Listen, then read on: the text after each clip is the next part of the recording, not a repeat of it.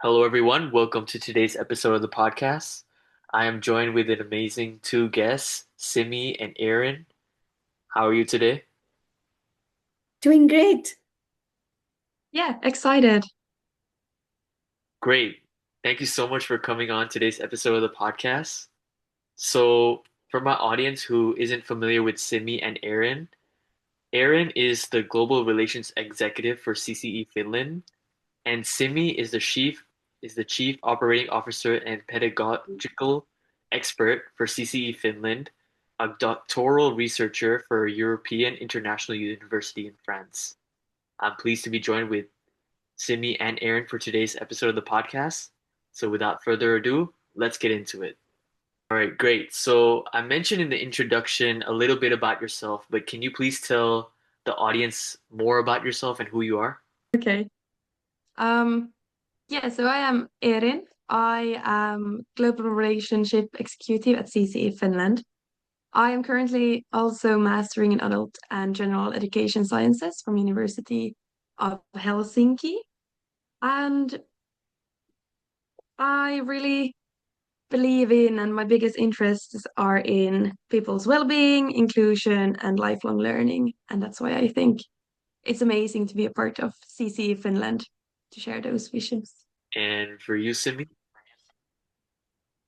Well, thank you. And this is Simi Ballani and namaste. Greetings to everyone. A pleasure to be here on your podcast. I am the Chief Operating Officer and Pedagogical Director with CCE Finland. Alongside, I'm a passionate doctoral researcher with EIU Paris, and I'm pursuing my fifth year in doctoral research. So if somewhere you are doing your doctoral research, don't give up. This is my fifth year. So hang on there. And I am doing my research in early years and leadership. And with CCE Finland, I am very passionately working with schools, institutions, organizations who want to bring in the Finnish pedagogy. What challenges me most is when someone tells me Finnish pedagogy cannot happen into my classroom. And I say, yes, it can. And CC Finland has all the research of about a decade that can prove it. So, yeah, that's me. And I'm a proud mom to a budding teenager and also a part of very beautiful India culture. Very happy to be here. Thank you. That's great. Thank you so much both for sharing more about yourself to the audience. And it's great to know more about you. And I think the audience would love to know more about you as we have this discussion on the podcast. And it's great to see that both of you have very diverse backgrounds and you're both pursuing two different things, but you're being part of CC in Finland, which is, I think, really incredible. And for my audience who isn't familiar with CC in Finland, we'll go into more detail in this episode of the podcast. But focusing on the two of you as different individuals. So this podcast is all about showcasing people's unique experiences, people's uniqueness, their surreal journeys. So my next question to you is, what is your surreal journey? Because everyone has a journey. So what is your journey? I think that's such a fantastic question personally for me because I started on early on with education segment called as AppTech in India, which was booming in like IT education back in 2000s or 1998 or so. But the giant leap from there was in US, and I started working with EPA, which is Environmental Protection Agency in US, and that was more into getting really rooted into the client servicing and making sure that the client is doing very well, and maybe a few elements of HR in US. But back to my home country, this whole education segment and me doing the diploma in early years was a game changer. And that started me on the research with early years and how it transforms the the child into a leader. And with that, Finland happened, and Finland was a most beautiful touch that could happen into this research journey and learning more about student agency. where the student has to be cultivated or kind of nourished more to, kind of being, being taking the ownership of their learning, being a lifelong learner, and they already have so much information. So the teacher has to be like more of a facilitator and kind of encourage these project-based learning and phenomenal-based learning. And that's how my role developed in CCE, right from developing early years solutions and developing programs which can come into any country in any shape and form, because that's the beauty of Finnish pedagogy.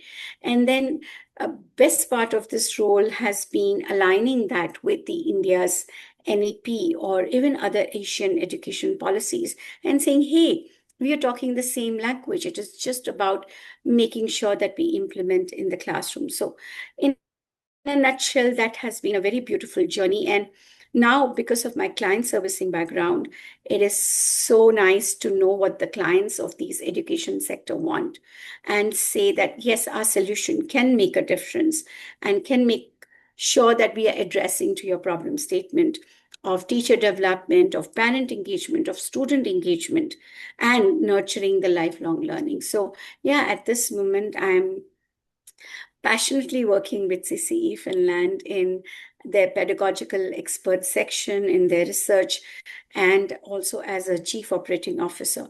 And one of the things that we are very passionate and which stands us out is our research background.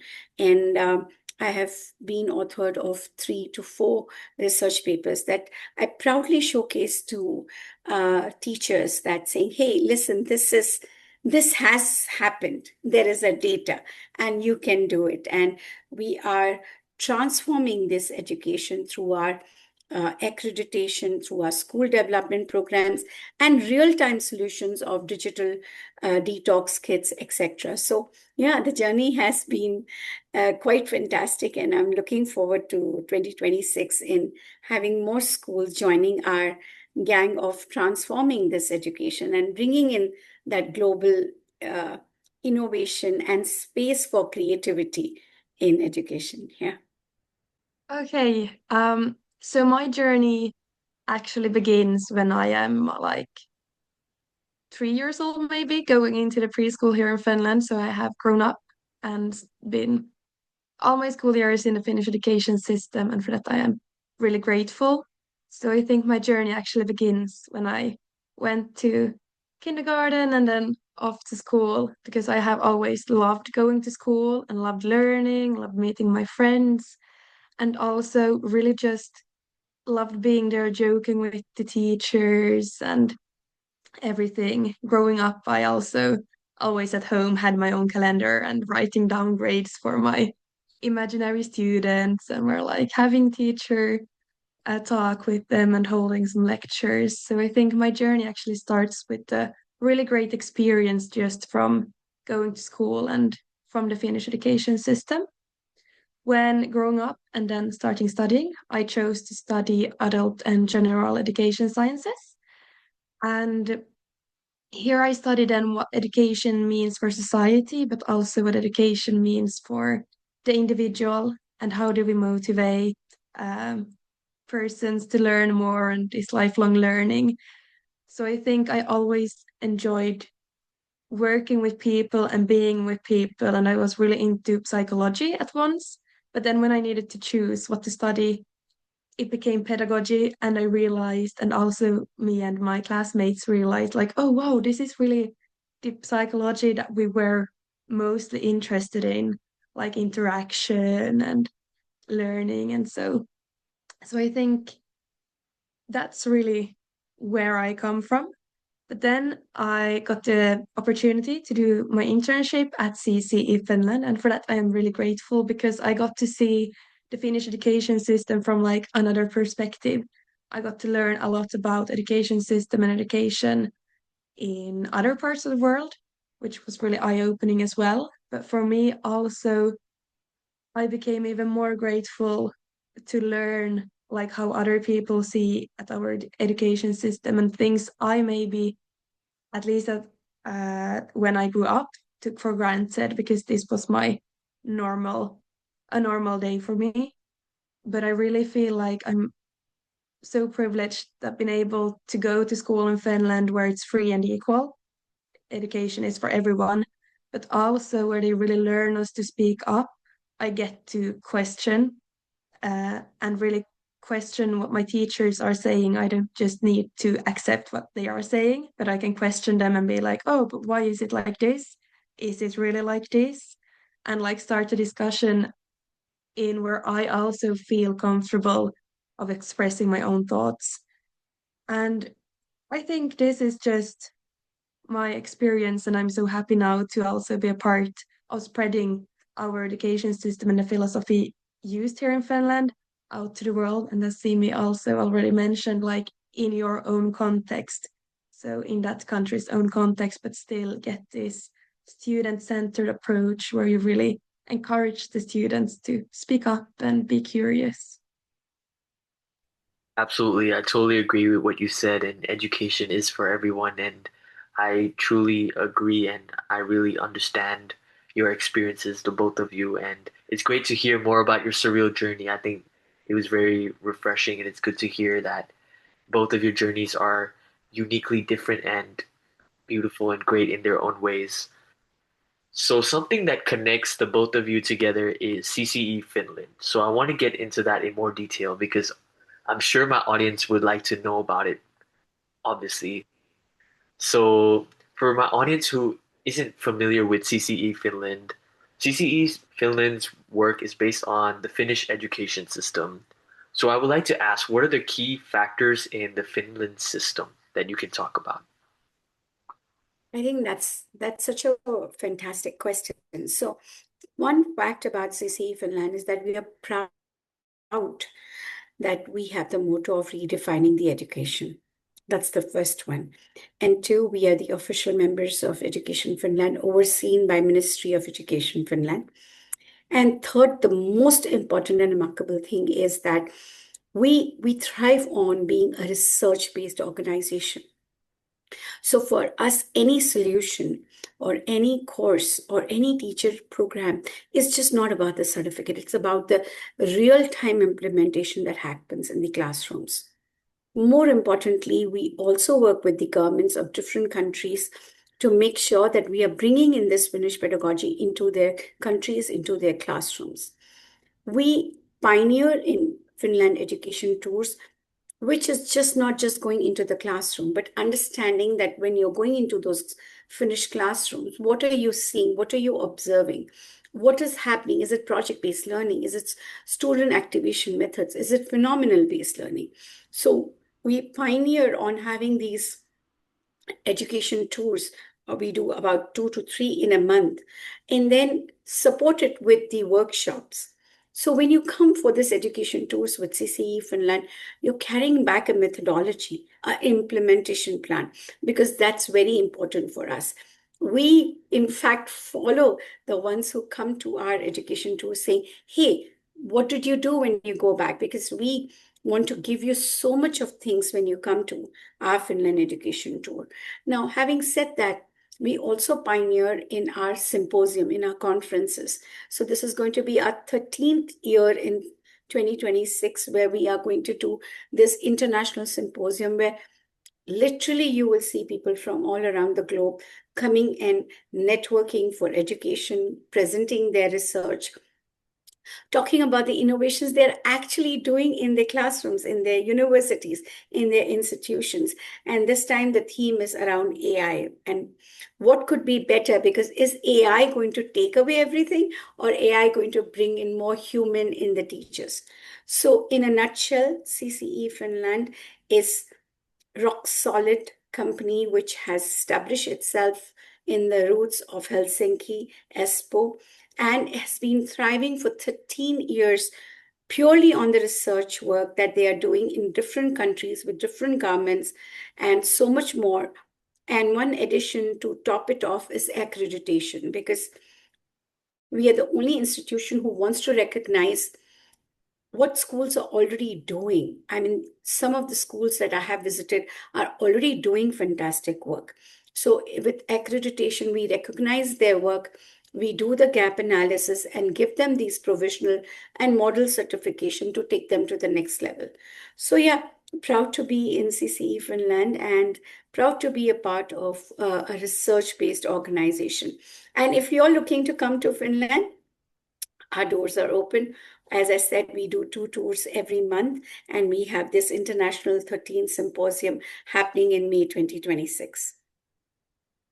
Erin, if Yeah. you want to add anything to this. Yeah, I would also welcome you really happily to Finland and our experiences here. And for those maybe wanting to know a bit more, like what is then the Finland education system about, I could quickly give you 5 key factors of our education system. So it's really student centered, and focus is on the students and on the personalized learning opportunities for the students. We have an equal education system because the education is free. So you can become a doctor or a lawyer or a garbage man. And it doesn't depend on like your family's income or something. You can become everything you just dream of as a small child. You can then study because our education system is free and equal. So that's a big part. Then the teachers in Finland and ours are also highly qualified. You need a master's degree to become a teacher in Finland. And for that, we are also really, it's a respected profession. And the teachers then can choose quite freely because everyone believes that the teacher is a good teacher. So they have high autonomy in the classroom. We also have something as a holistic development for the students where we really want to bring out the 21st century skills and learn the students to really be a good citizen and what skills are needed in the future, how to communicate well, how to do the team building well, and so.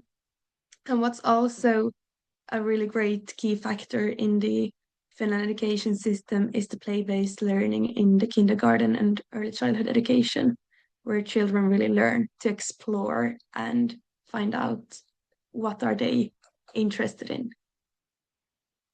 Wow, that sounds really interesting, and I'm extremely interested in the Finland education system, and I'm also interested in going to Finland. And when you mentioned about the 2 tours, I'm sure that my audience definitely found that interesting and would like to know more. So now that you mentioned the Finland education tour and the 2 tours and the tours that you have, I would like to ask, why did the Finland education tour begin in the first place, and what was the purpose behind it?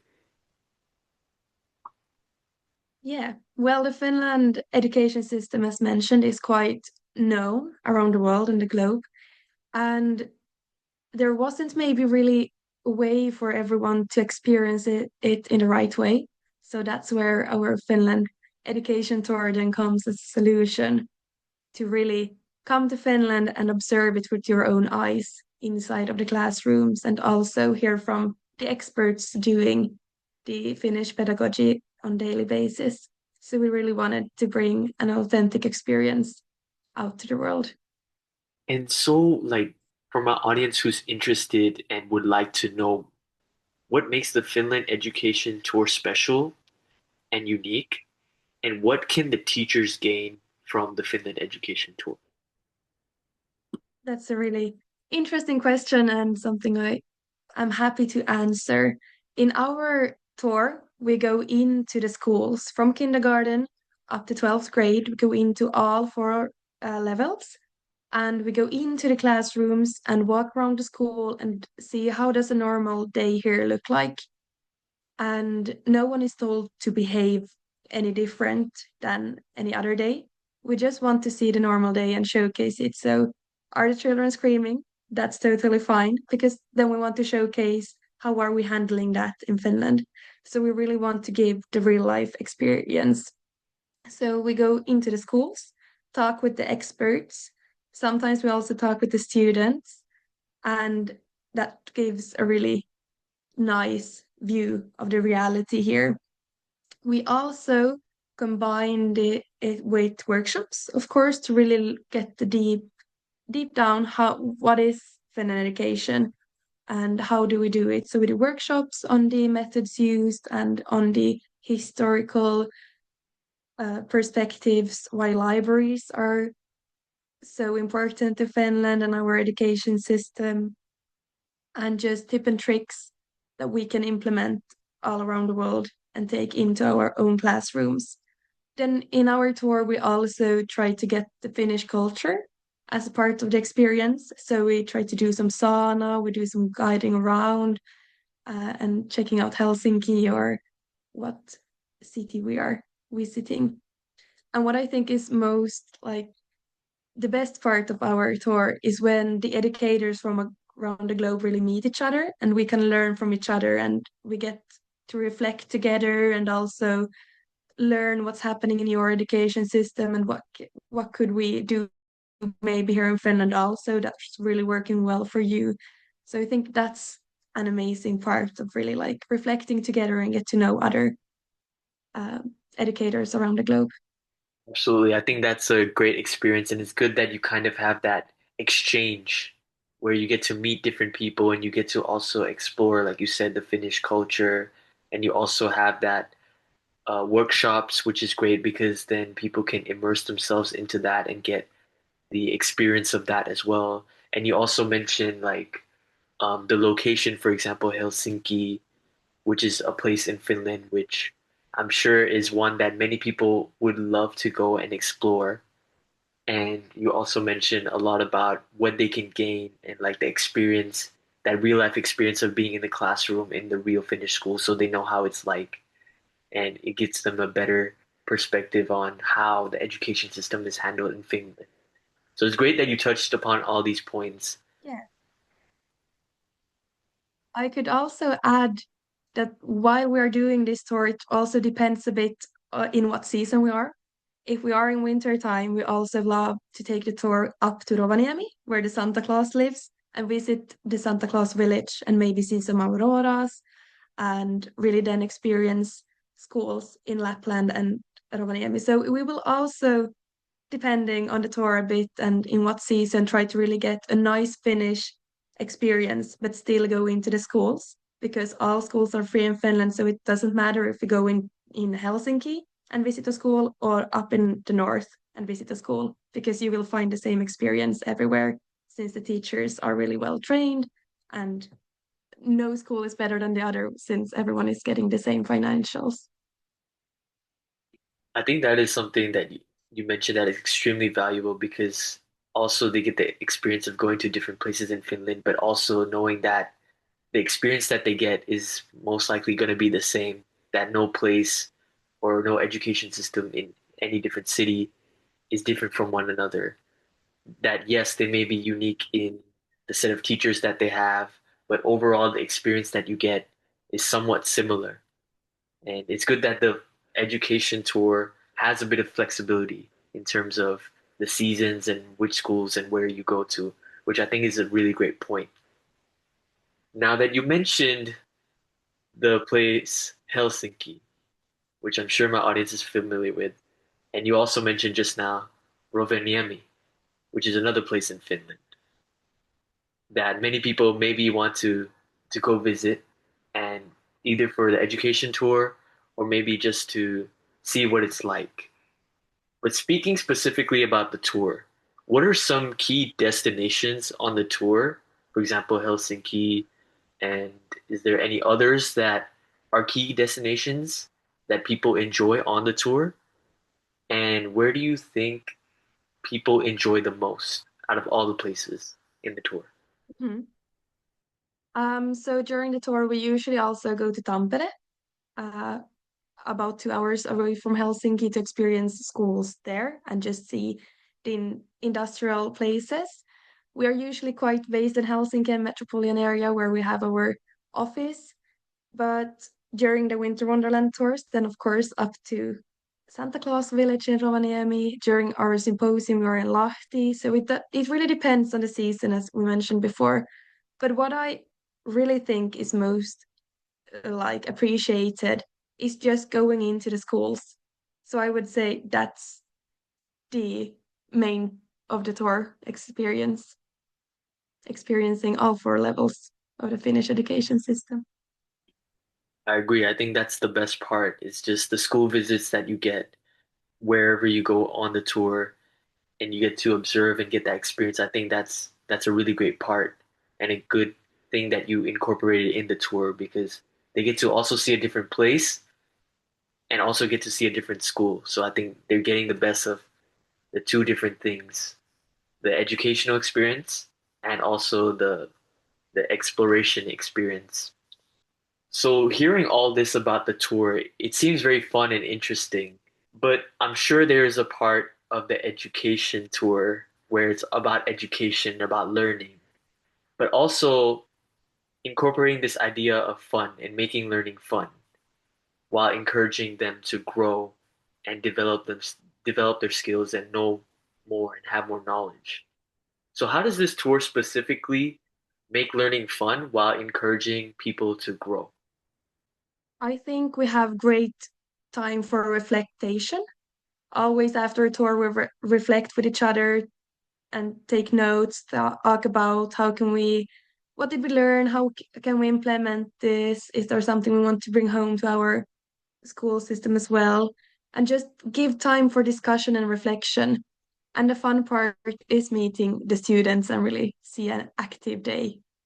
If I can add few things to what Erin already said, um, it's like my experience from Asian perspective for Finland has been like when you're going into these schools, you're seeing a lot of things, but it's just not that you're going back to the place that you're going to stay. You have these workshops where you're learning more about what you saw on that day. I think that's one of the most important aspects because when you're in these workshops, you're taking notes, you're taking down real elements that you can take back to your own school or organization as a teacher or as a school owner, as a principal. And having said that, is also you witness a lot of outdoor learning, the love for nature, for the students to go out and learn. Because in Asian context, because you're also from Asia, you would understand is there's a lot of classroom kind of centric thing happening. But that's not true with Finland. And are they still doing their syllabus? Yes. Are they still doing their tests well? Perfectly, yes.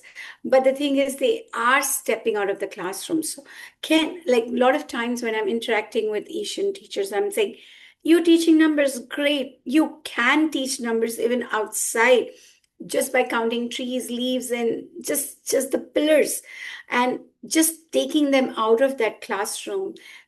Like so many schools have movable furniture, but how are they going to use that? Is something which a lot of educators take this from the real tool. One of the things that sum up this Finland education tour is seeing is believing. But we don't stop there because we do have workshops. We do have a last day of reflection where we are seeing what you're taking back and we are following you, kind of sometimes nagging you, saying, hey, what did you do when you went back from our tour? Right? So I think, and then also one thing that I want to say is that this is not limited to K-12 because we do have tours which are concentrating on leadership, concentrating on AI, and then also edutech, and most importantly, university. So if you're somebody from university, you have a group of your professors, deans, we are more than welcoming you and taking you to those facilities, those labs, those like real kind of innovation ideating happening, and then you can witness that. So I think that's just few things I will add to already what Erin spoke about the educational tours. Yeah. Think it was great that you added that and also what Aaron said at first. It was good to see that not only the tour is a great time for like reflection together and experiencing the uniqueness of the tour, but also that it's not just for one set of people, that it can be applicable to anyone and anyone can learn and grow in that environment. And like going back to what Aaron said earlier, where they can meet each other and have that exchange. I think there's so much benefits in taking part of this Finland education tour that it's not only for the purpose of learning, but also good to meet other people and self-development and just having a great experience in an amazing country. So I think it sounds something that my audience would definitely want to see further. So I'll put more information about the Finland Education Tour and CCE Finland in the comments below so they can have more read of everything that you're saying up until now.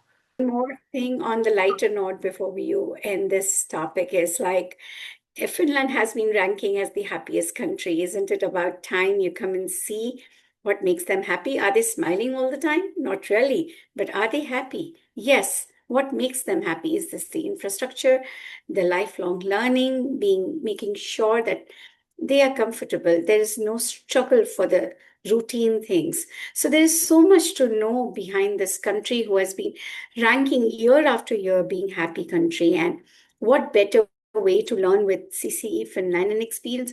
A lot of times when we are just going through tours, we're just not be talking about schools. We're talking about the infrastructure, how good the public transport is, how good the medical support is, how good the other overall environment is. So that is something more that one can grab when they're coming for the educational tour. Absolutely. Thank you so much for mentioning that. That is key and important information that there's more depth to that they can find out more if they go to Finland.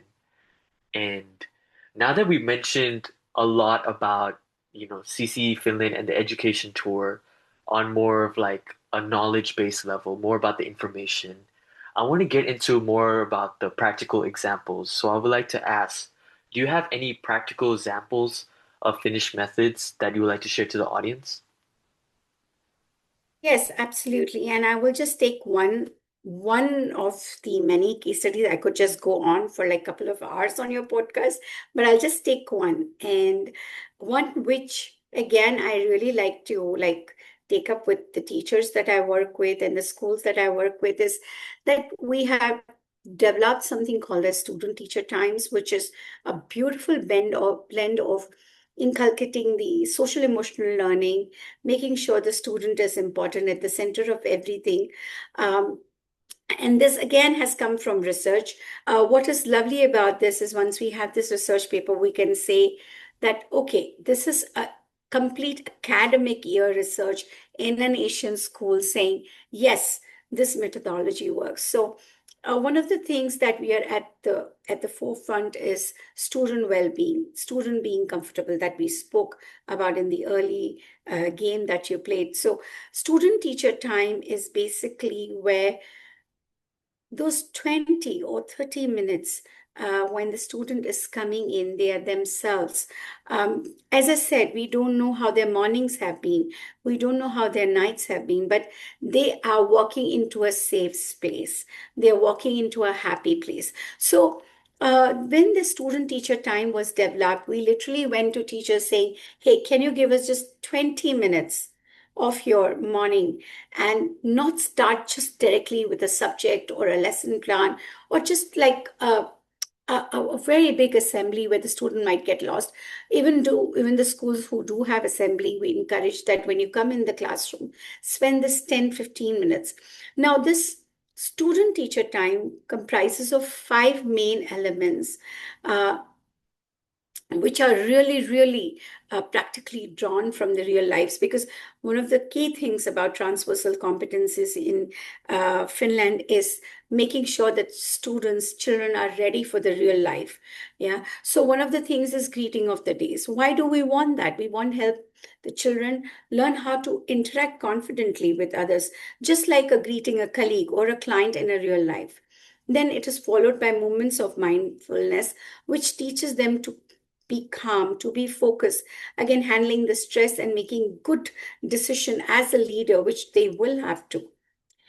Followed by this, we wanted to add a fun element, not only for students, but for teachers in music and movement to build their confidence, bring that inner, kind of that child outside. We also took some shy students to lead this music and movement in the student teacher time so that they can be at center of this, be motivated, collaborate as a team. Another thing is we wanted to build this collaborative manifestation, positive vibes, and we developed good thought learning because it develops gratitude, empathy, and especially for this generation, is like there is a lot to be thankful for. And what are the good thoughts that can guide us for real life behavior and relationships. And most fundamental thing was that instead of the school or the teacher saying, hey, this is your timetable, the students come together and plan for the day, saying, yes, I have to discover more about this element in history and complete this part in geography with my team. And these are my responsibility. These are the classroom agreements. These are the reasons why we are going to be disciplined, and we need this foundation for children to do a better planning, organizing, managing. And if you look in the broader perspective, isn't this all that we need for being leaders or being a part of a social culture? So, student teacher time, literally at 20 minutes, I like to tell my teachers, it's your 20 minutes currency that you exchange. You give that, of course, lesson planning time, but what you gain and what the research showed is that we had better attendance even during the corona time. We had a challenge where the students in one of our schools were not joining on time. But when we started the student teacher time, they were joining ahead of time. We also surveyed the parents, and they said that the motivation level in students and the enthusiasm for them to come to school is so much higher. Well, I can go on and on about student teacher time and how it's impacting. It's also a part of our very, very fundamental course saying implementation of Finnish pedagogy, diploma in implementation of Finnish pedagogy, which is IFC 101. We actually developed this course over a period of 3 years for teachers, for educators, for principals who thought, oh, well, Finnish education is really good, but it cannot happen in my classroom. So we wanted a course that is based out of research and case studies from K to 12 to say, hey, this can happen in your classroom. And student teacher time is one of the key elements of that program. Wow, this sounds like an amazing initiative and something that is a great practical example that you shared, the student teacher time, which is STT. And it's like, I like how you mentioned about the exchange, that 20-minute exchange, and it's backed by research, and there has been better performance and has improved the well-being of the students. And it's a core part, which I really, really like, and how it brings the value and the nurturing towards the students. I think this is something that is rooted and something that is a great foundation to kind of have that initiative for them to love learning and want to learn more. So I think this is a really great initiative, the STT, student teacher time, and I'll put more of and I'll put more details of it in the description below so they can have a read of STTT. So speaking about STT, you mentioned a lot about the benefits and how it has led to a better well-being and overall a better motivation for students and for them to want to learn and be passionate about learning and have better attendance, for example, that you mentioned. So, for those teachers who might be watching this podcast that have heard you explain about STT, but are deciding whether or not they should integrate STT, is there anything that you would like to say to those teachers who are watching this on why they should integrate STT? Yes, absolutely. And that's such a fantastic question. All I would like to tell them is that this is very doable, and this is like having a backing of 24 months of research. Okay, and it is being implemented. And if you are someone who is hesitating how to start small, start with 10 minutes, but have these 5 elements which I mentioned about greetings, moments of mindfulness, music and movement, and then planning for the day. Because these elements will make sure that you are bringing in some freshness in your class, and the students are coming with a different enthusiasm. And you could develop your own framework. I've just mentioned the 5 elements, but you could totally have like your way of doing it, like greetings of the day, moments of mindfulness, and music and moments at one day, and then having greetings of the day and good thought learning and plan for the day in the second week. So you could bring out these elements the way you want, but as a teacher, you are the forefront in bringing in this change. breaking your own barriers. And this 20 minutes or 10 minutes, for example, I know there are teachers who have started this just with 10 minutes and seen amazing results. And one of the things that I advocate a lot is doing this action research. See how it difference, what difference does it make in the 3 months time or the 6 months time that you're implementing this. Be consistent, and if you are lucky enough to be a homeroom teacher or HOD, it's much easier for you to bring in this change. And we would be really, really happy to, kind of guide you if you are passionate about this. That sounds great. And yes, absolutely. I will put more details on how the audience can contact you in the description below. And just on that topic, you mentioned about the teachers integration for SET, having um that implementation. And also, I like how you mentioned the time frame of having, let's say, 3 months or 6 months when they can implement it, and also see the effects on how SET can impact them, whether they're a homeroom teacher, for example, and how it can strengthen the human side of learning. I think that's a really great point and key thing that you mentioned that I would like to put a lot of emphasis on. And also going back to what you said about SCT earlier, how it improves the well-being, the emotional safety, and the trust, and also about the student voice and making sure that they want to learn and have that unique passion for learning. So STT, for example, is something that is unique. It is a unique approach and a practical example that is inspired by the Finland's strong emphasis on those values that I mentioned earlier.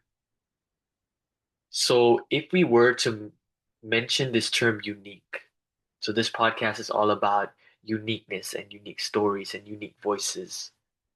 When I mention the term unique, what does the word unique mean to you? I think for me to sum this up will be, if you're talking about uniqueness, you have that freedom to stay curious. You have the freedom to ask questions. And when I say freedom, okay, let me just rephrase it. You have that uh, arena to ask questions, reflect. Most important, I advise the teachers to give the space for the students, especially the young ones, because they take time to kind of comprehend, formulate their uh, sentences. And so this is from student perspective, because if they get that whole arena to be staying curious, asking questions, reflecting often, most importantly, feeling secure in their skin and connecting with others. And when I talk about teachers or school leaders or principals or visionaries who are investing in this whole education business, be open to earn learning, because like everything else has changed. We don't do barter exchange anymore. We have come where your face is enough to make the payment, or your thumbprint is going to be enough to make the payment. Or today you're not using your camcorders going around everywhere to record a moment of your life. Similarly, the education, the way the learners learn in this century has changed a lot. So we need to be really open about unlearning our old habits. And as an educator, are you looking for inspiration, not being comparative, avoiding whatever whole comparison thing is? And are you ready to apply that small idea independently, immediately? Do you have that guts to go ahead and say to your management, saying, hey, I found this something and I want to experiment for 3 months. I am going to do this action research. You need to give me this. Are you inspired? Because they say a teacher can make a whole lot of difference. And having said that, one golden rule that I believe as as a student myself is lifelong learning. So if as a teacher you have that gist of lifelong learning, of making that difference, having that guts to make that change, you could be a next researcher publishing your research study saying, hey, I made this difference in one of these schools. So for me, lifelong learning and being open to change. And if you are a teacher, are you giving time for your students to talk. Okay, so when I said from students to learners, that is one big thing of being unique, because you are giving that space for your students to transform them to be a learners, give them a lot of space to talk, bring in the creativity, and bring in the time where they can ask questions and kind of step back and be the role from sage on stage, from teacher to being a facilitator. And I think one of the key things here is, how are you going to be a learner yourself to bring this space in your classrooms, in your institutions, in your schools, to have that student agency activated. I also agree with Simi that you need to create this environment where you really encourage your students to be unique. And unique for me is like having them believe in themselves, actually being able to be themselves and get this voice of where they are able to express themselves and want to express themselves, and just know that they are free to express whatever they want to and what's on their mind, and be curious. As we are approaching the end of this interview section of the podcast, we talked a little bit about what unique means to you. But I'd like to ask you one question, which I ask all my guests, which is, if you could voice one unique message to the world, what would it be? I think that's such a fantastic and a daring question, isn't it? I think for me personally, I would be like, can we educators be like doctors, like the real-time doctors? Like when you go to a doctor and you trust that doctor with the prescription that doctor has given you, you just follow that.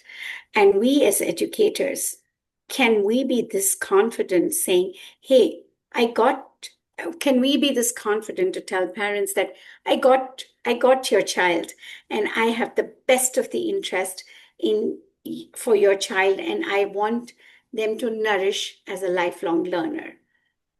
I think as an educator, we need to really own this up, saying, I'm a lifelong learner myself. I want to make sure that your child has ample space for their creativity so that I can help them be the lifelong learners. So I think, yeah, that would be from my side. Yeah. And for me, it's also to be curious, listen, but also be brave enough to ask and just learn. And I think this is for me something that really the Finnish education system is learning their students to be brave and ask. That's great. Thank you so much for sharing your unique message to the world. It was great to have both of you on today's episode of the podcast. I hope you enjoyed. Thank you for having us. It was really fun to being a part of this. And it was just super, super splendid. We really look forward for your comments, your questions. Thank you so much, both. It has been a pleasure to have you on today's episode of the podcast. Thank you so much for your time and answering all the questions and just coming on today's episode of the podcast. It truly means a lot. And to my audience who has watched until now, if you haven't already done so, please make sure to like, subscribe, and share this video with everyone that you know, your friends, family, anyone that might be interested to know more about um, what Erin and Simi had shared about CCE Finland and more about the Finland education system. There's been so much great detail that you can take from today's episode, and I truly hope that you enjoyed today's episode. So, as I mentioned, please make sure to like, subscribe, and share this video. And I'll see all of you for the next episode. Goodbye.